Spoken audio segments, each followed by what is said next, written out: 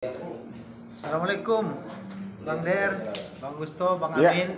Waalaikumsalam warahmatullahi wabarakatuh. Salam warahmatullahi wabarakatuh. Kali ini kita bicara bincang-bincang ringan saja Iya, terkait fenomena aktivis yang katanya minta jatah, berburu kekuasaan. berburu kekuasaan, aktivis berburu kekuasaan. Tapi jauh sebelum kita bahas tentang topik menarik ini, sepertinya Bang Augusto, Bang Der, ini kan orang-orang aktivis. Sebenarnya apa yang maksudnya aktivis ini, Bang Der? Wah, pertanyaan setengah sulit itu. Ya, apa yang aktivis? Aktivis itu Ya, penggiat sosial yang peduli dengan proses kenegaraan dan proses pengambilan kebijakan di dalam pengelolaan pemerintahan. jadi dia penggerak ya, Ya, penggiat, penggerak. tapi orientasinya perubahan kebijakan gitu ya. Ya, dia mengkritisi dan memberikan masukan. Banyak hal lah mengkritisi itu bentuk konkretnya. Di antaranya adalah memberikan kritik, memberikan solusi, dan mendudukkan persoalan pada tempat. Kira-kira seperti itu aktivis. Jadi kalau aktivis punya ijtihad, kata ijtihad ya, karena ini punya ijtihad, ingin mengubah suatu kebijakan, dia pikir dia harus masuk ke dalam suatu pengambil keputusan itu atau struktur kekuasaan, tidak salah dong kalau gitu. Ya, kalau aktivis itu ingin meraih kekuasaan, berarti dia bergeser menjadi politisi. Karena aktivis harus berpolitik. Nah, Tidak hanya sekedar mempengaruhi proses pengambilan kebijakan, berpolitik dalam pengertian politik praktis. Karena kedudukan jabatan itu adalah posisi praktis dalam rangka mengimplementasikan berbagai macam kebijakan. Oleh karena itu sebenarnya posisi aktivis itu dalam rangka diantaranya adalah melakukan sebuah kritisi. Mengejar kedudukan bukan orientasi utama bagi aktivis, itu hanya sebagai konsekuensi logis manakala dibutuhkan oleh negara atau oleh seorang pemimpin. jadi aktivis ini terikat dengan etika sebenarnya ya. Ya kira-kira seperti itu. Berbeda dengan politisi ya. Kalau politisi kan Nah, ya, habitnya itu kan mengejar kekuasaan. kalau sudut pandang Bang Agusto gimana mengenai problem aktivis ini?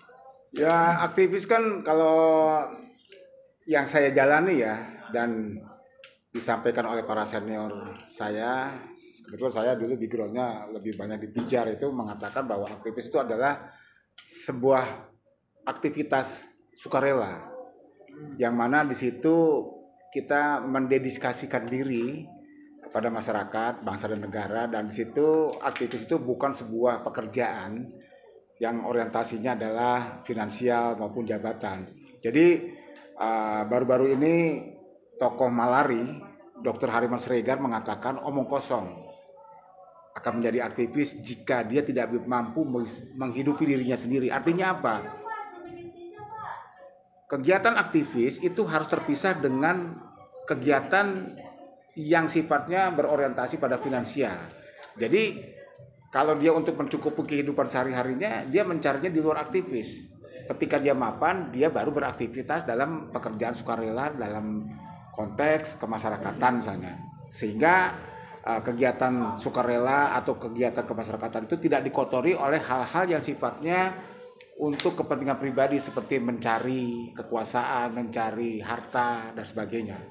Itu aktivis yang saya jalani dan saya pahami dari banyak senior dan kebanyakan orang melakukan itu.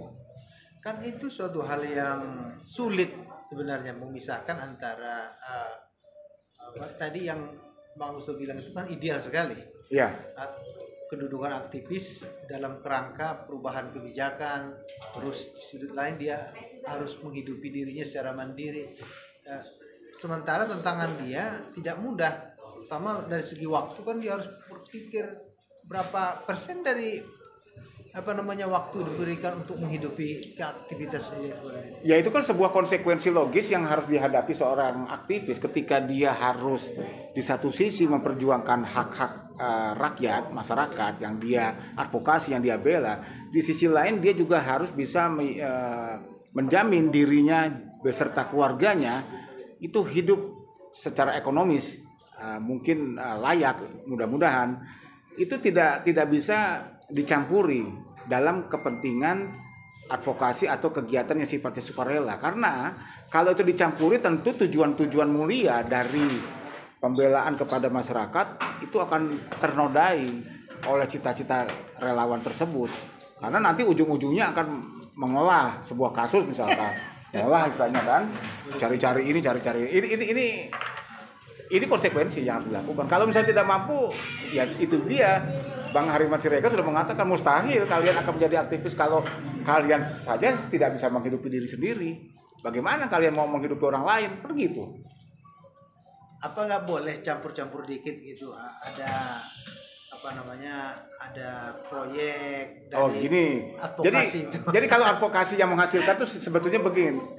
Kembali kepada nawa itu. Kalau niatnya itu adalah untuk bangsa negara, ya lakukan aja. Kalau melawan aja. Jangan mikirin kekuasaan. Kalau melawan mikir nanti jabatan, nanti istana manggil. Jangan begitu. Jadi kalau menurut senior saya, Bang Hariman Siregar, yang saya anggap itu memang sebuah patron yang benar, ya lawan aja. Kalau ada ketidakbaikan, ya lawan. Tanpa ada tujuan untuk mencari-cari kekuasaan, dipanggil lah atau dapat komisaris. Enggak.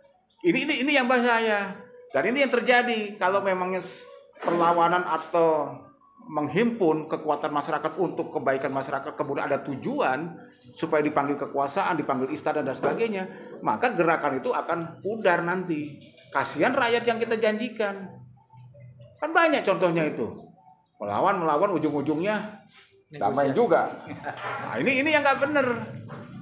Ya memang itu tidak ada larangan orang mau masuk dalam kekuasaan, silakan. Cuman didasari oleh nawa itu yang benar. Kalau memang sudah waktu dipanggil oleh Bumi Pertiwi, ya pasti dipanggil Bumi Pertiwi. Jadi tanpa kita berpikir akan dipanggil untuk jadi sebuah jabatan kedudukan, Bumi Pertiwi akan melihat mana kemurnian gerakan, mana kebenaran.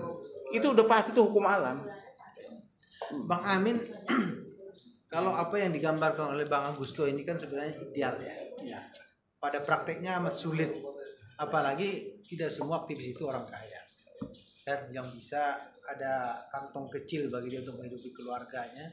Dan kalau Bang Hariman mungkin bisa kan dari profesi dokternya. Bang, bagaimana abang melihat antara realitas aktivis dan idealitas yang mestinya kita ambil sebagai aktivis? Oke. Jadi prinsip dasarnya aktivis itu kan seorang yang melakukan satu kegiatan secara sukarela, non-profit. Prinsip utamanya itu dulu. Aktivis itu kan ada dua, yang formalitas saja, ikut dalam satu kegiatan organisasi. Dua, dia punya visi sebagai agen perubahan, atau dia organik, dia berbaur dengan masyarakat, melakukan kerja-kerja advokasi. Nah, dia tetap harus punya idealisme, ya, menyuarakan sebagai agen perubahan.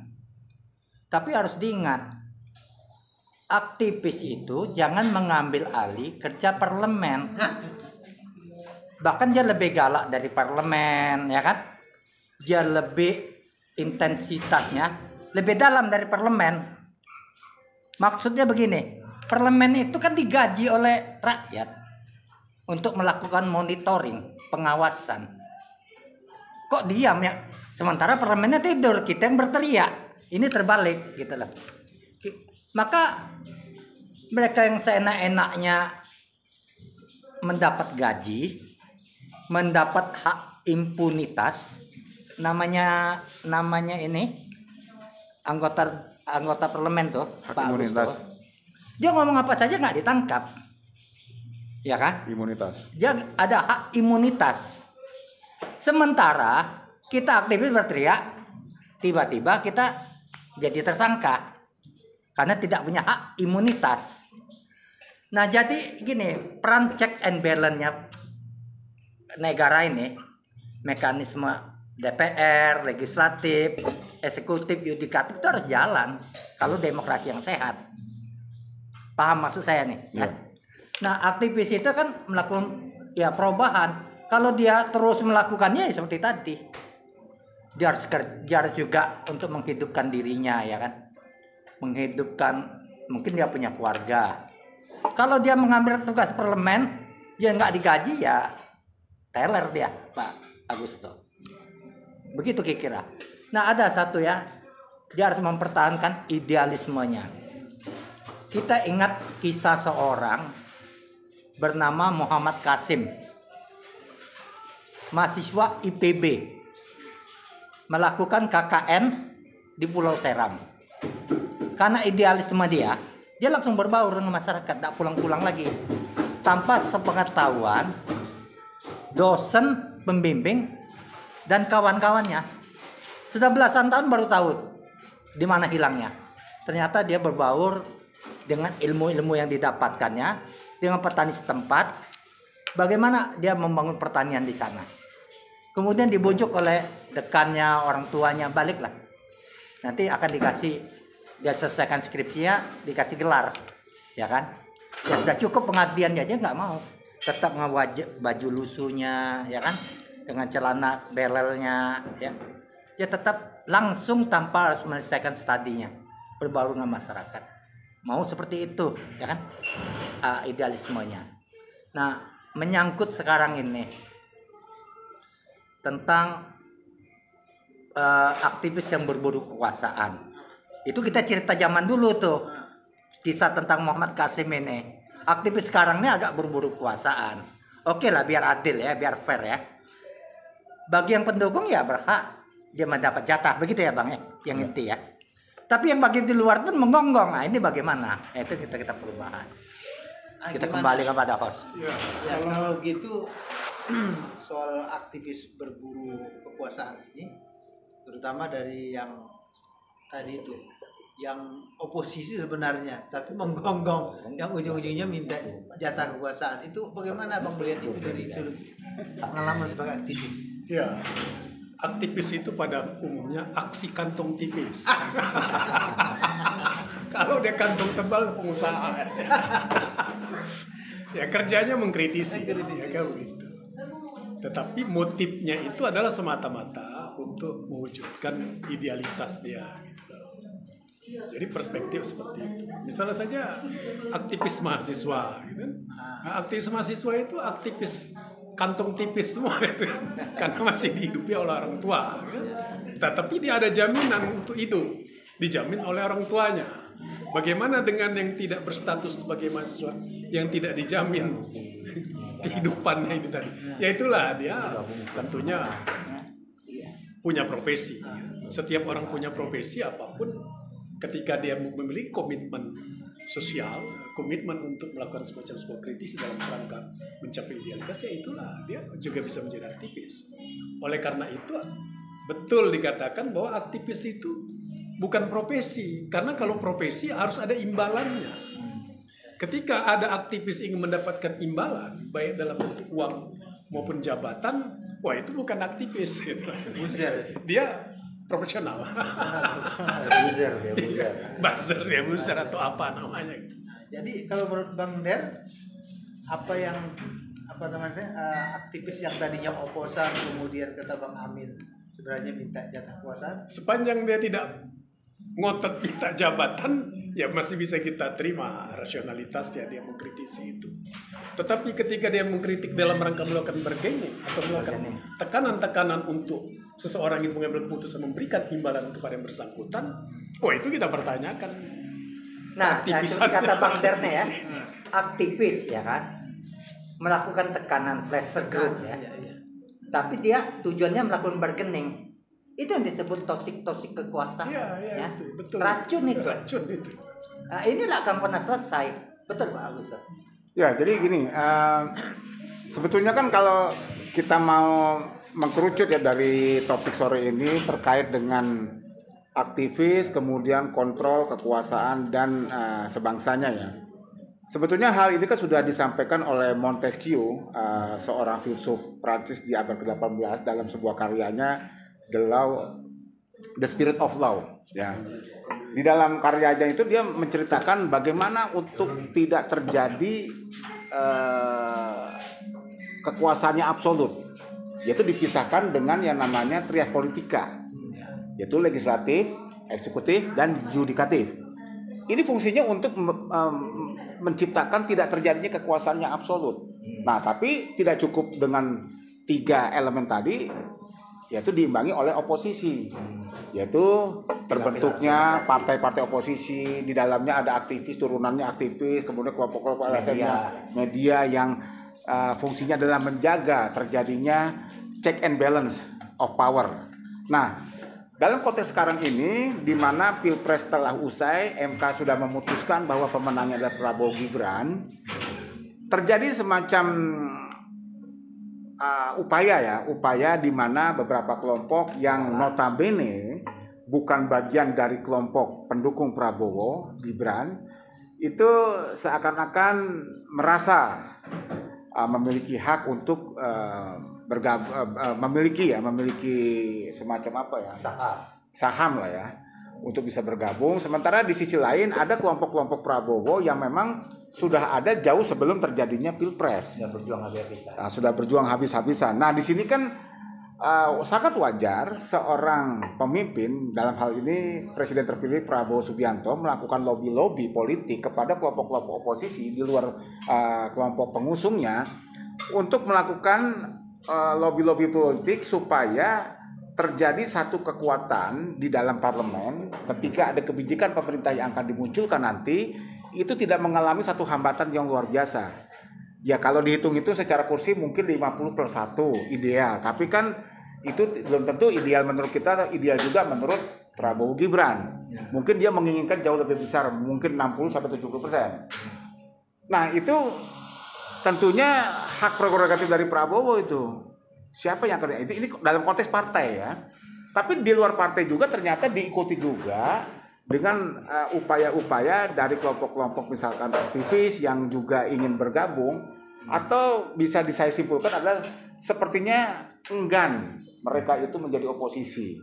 Padahal seperti disampaikan oleh Montesquieu tadi, seorang filsuf dari Prancis, bahwa check and balance dalam suatu jalannya kekuasaan pemerintah itu sangat diperlukan.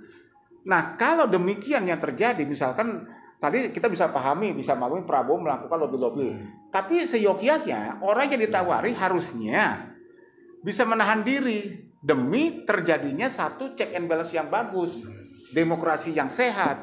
Kalau para penjaga demokrasi ini sudah mulai tergoda dengan kekuasaan, pertanyaan sekarang adalah siapa yang menjaga demokrasi, Pak? Demokrasi itu udah pasti akan perlahan akan punah. Ketika demokrasi punah, maka bangsa negara ini akan berubah konsepnya. Tidak lagi menjadi konsep negara demokrasi, tapi bisa menjadi konsep negara otoriter.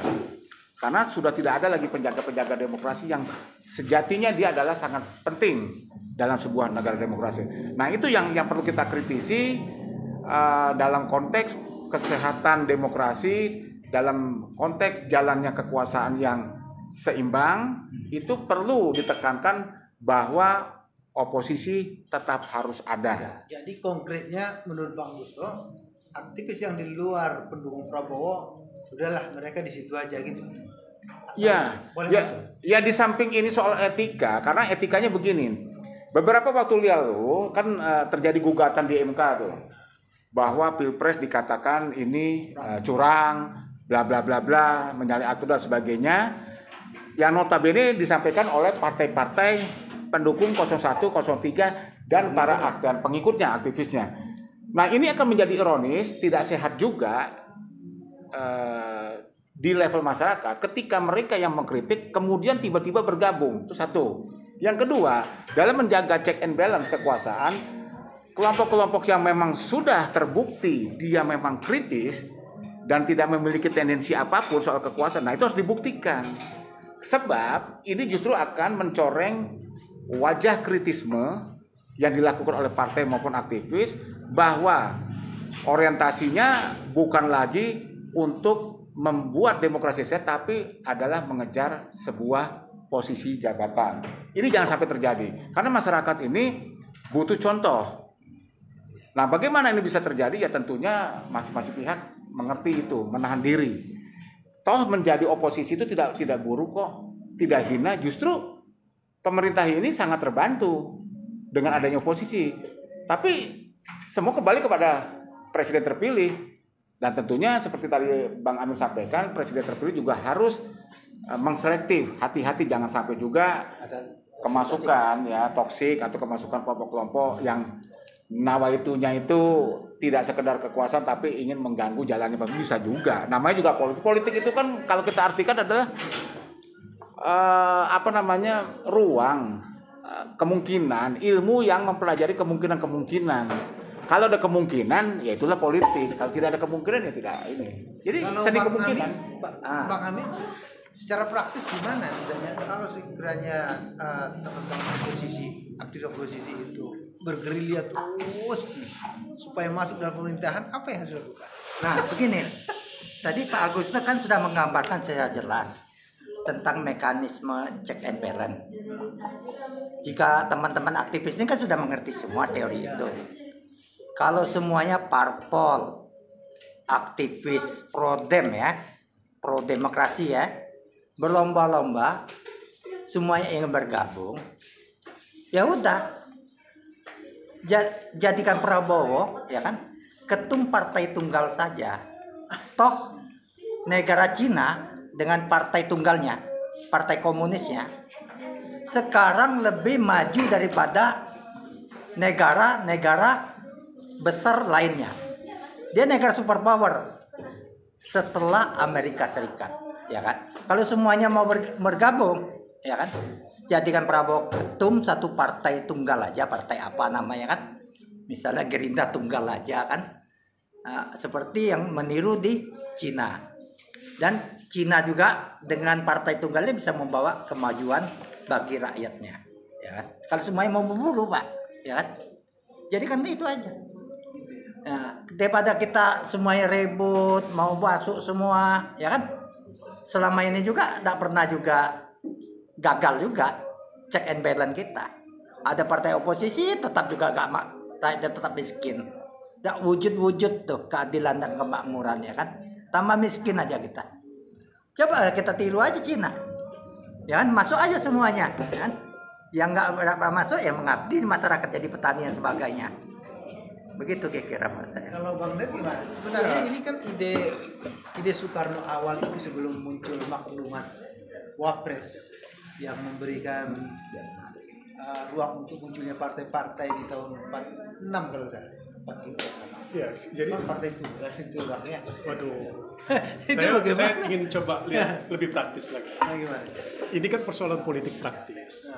Politik praktis itu selalu saja berkutat kepada persoalan pencitraan, mencari nama, mencari jabatan, dan uang gitu loh. Nah itulah wilayah para politisi ini tadi.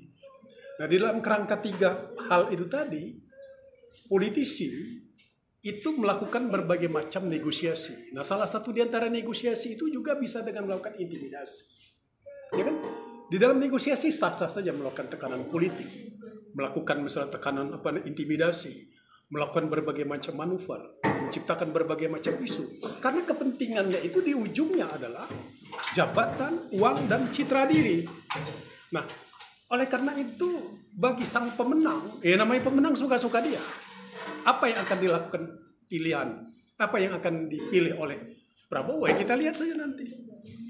Kalau dia memang ingin membangun, tumpuan pertama adalah kan inti kepemimpinan itu kan adalah sosok orang yang pemimpin, baru masuk kepada ikutan yang lain. Oleh karena itu menurut saya kalau ada misalnya aktivis kemudian politisi atau atas nama partai politik ingin merebut kekuasaan, sepanjang sang pemenang dia tahu betul menetapkan kualifikasi yang akan dilibatkan dalam struktur kabinetnya, menurut saya ya apa, biarin aja dinamika yang terjadi. Dan saya sangat optimis Prabowo itu seorang jenderal yang sudah terasah berbagai macam strategi taktik politik.